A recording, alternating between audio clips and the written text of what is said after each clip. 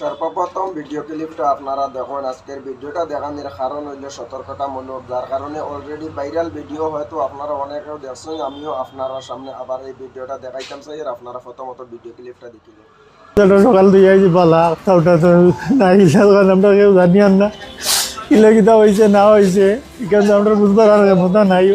আমরা গড় হইল নিশ্চিন্তপুর পার্ট 2 আপনার রেলর কিনার মুকাম একটা আছে, তার নাম হইল রাহাউন আহমদ লস্কর।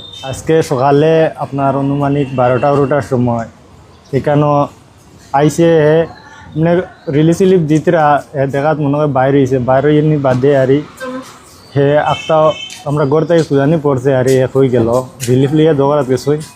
একটা দোকান হে নাই দেখার মাঝেও তো আমরা চারিদিকে আমরা ডুবাই লোকন আমরা সাইডের দিকে সাবাত লাগছি, সাবাত লাগার বাদে তারে তো আর পাওয়া যায় না।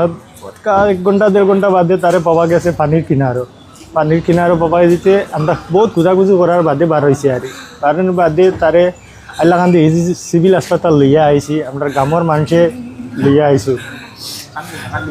লোয়ার আবার বাদে আমরা গ্রামের বহুত মানুষে আমরা হেল্প করছেন করিয়া সিভিল হাসপাতাল পর্যন্ত ফুলসানি লাইছেন। আমরা এপি সদস্য বহুত ফার্স্ট হইয়া আইছেন, তাই এর বাদে আমরা জহির ভাইও আইছেন, আমরা প্রেসিডেন্টও সবে আইয়া আমরা সহযোগিতা করছেন করিয়া আমরা বর্তমানে আমরা সিভিল হাসপাতাল তারা আমরা পোস্ট ম্যাডাম করাইবার শো করা দিন বাইদরা পাতিজাটা সকাল দিয়ে আইছি বালা ওটা তো নাই আমরা কেউ জানি না কিলা কিতা হয়েছে না হয়েছে, এখানে আমরা বুঝবার আর মতো নাই। আজকে সকালে একটা মর্মান্তিক দুর্ঘটনা হয়েছে।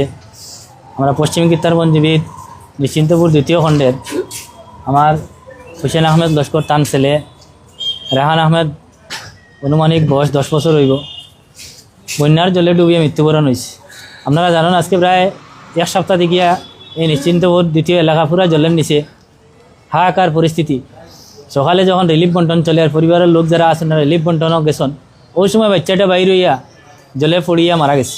পরে খোঁজাখুঁজির করে তারে উদ্ধার করা হয়েছে, উদ্ধার করে হসপিটাল আনার পরে ডাক্তারে ডিক্লিয়ার দিয়েছেন যে মারা গেছে। আজকে আমরা এখানে উপস্থিত হই, সার্কেল অফিসার মহোদয় আইসন, পিএমের ব্যবস্থা চলের। আমরা হাইলাকান্দি জেলা আয়ুক্ত মহোদয়ের কাছে আমরা আহ্বান করব, যেহেতু পরিবার অসহায় গরিব পরিবার, অতি সত্ত্বর সরকারি তরফ থেকে এই পরিবারটি আর্থিক সাহায্য করা হোক। আর আমরা দেখছি হাইলাকান্দির প্রত্যন্ত এলাকা গ্রামীণ এলাকা যেগুলো আছে এগুলো অনেক পরিবার এখনও জলের নিচে। প্রশাসন শুধু রাস্তার দিকে খবর লয় কিন্তু ভিতরের দিকে কোনো খবর লয় না। আমরা আহ্বান করবো যাতে গ্রামীণ এলাকার ভিতর দিকে যেগুলো এলাকা জলে ডুবছে এগুলোর দিকে একটু খেয়াল দেখার লাগিয়া জেলা আয়ুক্ত মহোদয় যাতে SDRF বাহিনী লইয়া ভিতরে গিয়ে একটু পরিদর্শন করার লাগিয়া। শুধু রাস্তায় ঘুরলে এটা মীমাংসা হইতো না।